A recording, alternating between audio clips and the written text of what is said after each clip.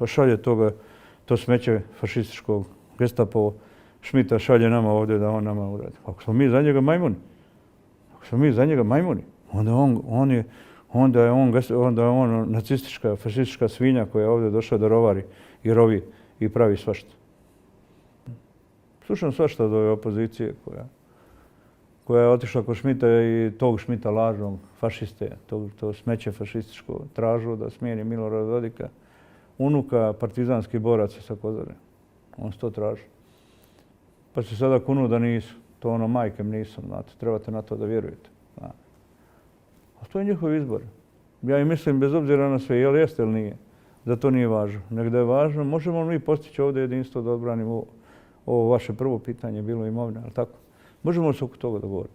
A šta me brige što se oni ljute, što se od Milorada Dodika napravili babarogu.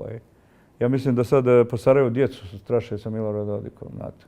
Koji su mene u djetinjstvu svaki ima nekoga, eto ovog, eto onoga, eto vam, eto tamo. Tako i on danas straše Miloradom Dodikom svu svoju djecu.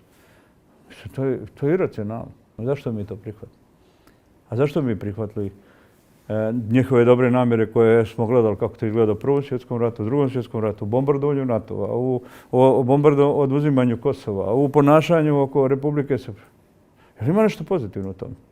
Ima li išta što su radili fair prema Srbima? Je li ima išta? Nema ništa. Zašto? Njemačka moćna.